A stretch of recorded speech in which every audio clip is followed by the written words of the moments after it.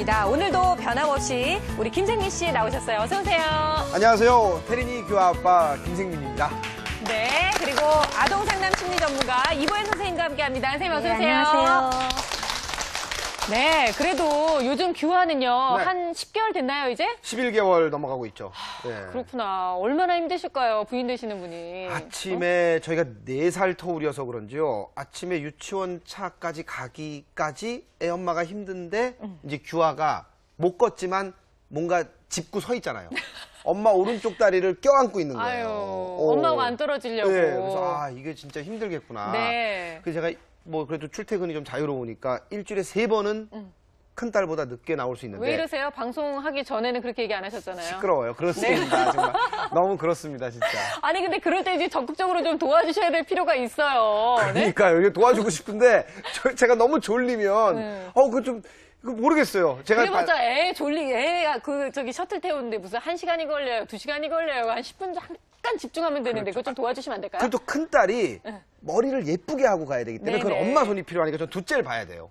규칙이 많아요, 큰 딸은. 그러니까요. 뭐 여기 B는 이걸 아빠는 가라. 네네. 이건 엄마가 해야 된다. 뭐 이런 규칙들이 많이 있죠. 오늘 제가 하고 싶은 얘기는 바로 이렇게 규화처럼 뭐 10개월, 11개월 된 어린아이들이 엄마한테 딱 붙어있는 껌딱지 같은 그런 얘기를 좀 하고 싶은 거예요. 아이들이 사실은 엄마하고 떨어져 지내면 불안한 느낌을 받는 건 너무나 당연할 텐데 그래서 왜 애기들이 어렸을 때 제삿날 엄마한테서 안 떨어지면 네 애가 효자다 막 이런 얘기 많이 하잖아요. 그래서 정말 편해지는 느낌을 받기도 하는데 이 아이가 유치원에 들어가도 또 초등학교에 들어가도 여전히 엄마랑 떨어지지 않으려고 한다. 그럼 이제부터는 좀 문제가 좀 심각해지는 거죠. 저는 경험이 있죠. 지금 규화는 그래도 11개월이기 때문에 어떤 다른 장난감이나 동영상으로 시선을 뺏을 수 있지만 3살이 좀 넘었을 때 태린이 그리고 저희 첫째였잖아요. 깜짝 놀랐어요. 결국 병원에 갔는데 분리불안인 것 같은 거예요. 엄마랑 네네. 떨어지는 그 타이밍의 에너지가 이 정도가 아니라 4살 때는 거의 이 정도예요. 바닥에 들어눕는 거예요.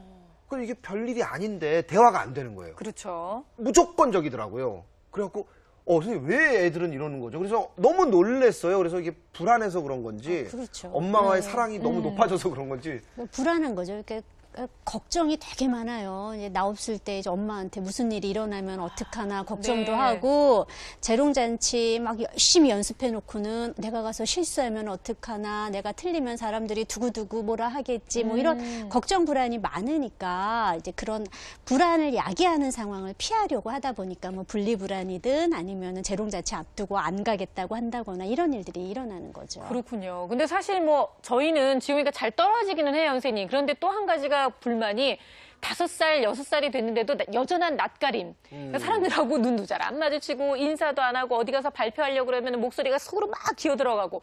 근데 이거를 지금 8살이 됐는데도 불구하고 여전히 그렇다고 하면 언제까지 엄마가 저럴 수 있는 거야 하고 참아야 되는 건지 이런 것도 좀 궁금하거든요. 무작정 기다리기만 하시면은 안 돼요. 그냥 기다린다고 그게 없어지는 게 아니라 사실은 조금씩 부딪혀서 이게 내가 생각했던 것보다 그렇게 많이 두렵지는 않구나라고 인식을 시켜야 하는 거거든요. 네. 그래서 이제 모든 불안은 피해 갖고는 절대 나아지지는 않고 직면하고 도전해서 성공적인 경험을 해야 나아진다라고 하는데 그렇다고 이제 직면 도전 이 얘기 듣고 이제 갑자기 애를 무조건 어디 그냥 예. 처박으시면 안 되는 거고 점진적으로 단계별로 하게 되면 많이 좋아지게 되죠. 그러면 나이대별로 정상적인 불안의 모습 저희가 좀 알면 도움이 될 것 그렇죠. 같아요. 그러니까 뭐 사람은 다 불안이 있어요. 불안 없으면 그건 조금 이상한 사람이고 또 사는데 문제가 위험에 되게 많이 빠지게 되는데 네. 나이에 따라서 우리가 살펴보면 만 2세 아이들은 소음, 그러니까 큰 소리 같은 거 굉장히 그래서 소리만 들려도 깜짝깜짝 놀라고 네. 낯선 사람 무서워하니까 낯가림 아주 심하게 나타나고 이거와 더불어서 분리불안 나타나게 되는 거예요. 특히 이제 부모와 이별하게 되는 상황 아주 싫어해서 2돌 이전까지는 뭐 분리불안은 굉장히 많이 나타나는 거고 3돌까지도 사실은 이어지게 되고요. 동물도 커다란 동물도 되게 무서워하고 애들 머리 감을 때 우리 되게 힘들잖아요. 맞아요. 물 같은 거 막 눈에 그냥 그 비누 들어가는 거 들어갈까 봐. 질색팔색하는 것도 나타나요.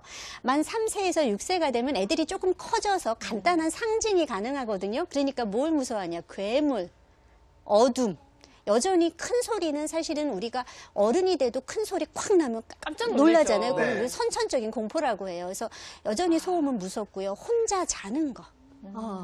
그리고 천둥. 제가 이게 되게 심했는데 주사바늘. 그래서 그냥 병원 안 가려고 하는 건 많고요. 이제 조금 더 커서 만 7세에서 16세가 되면 보다 현실적인 두려움이 생겨요.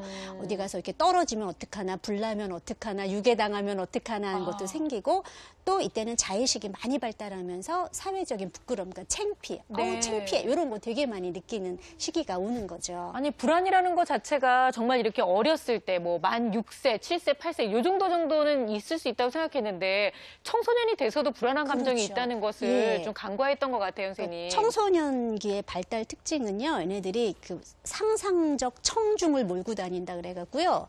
외모 같은 거 되게 많이 신경 쓰고 막 이러잖아요. 보는 것 같고. 항상 누가 보는 것 같아갖고 조금만 엄마가 뭐 이렇게 약간 스킨십만 해도 막 질색팔색을 하는 그렇죠. 게 아무도 안 보는데 자기는 보는 줄 알고. 남들 앞에서 왜 이러세요? 막 이러고. 예, 그래서 쉽게 무안감 이런 거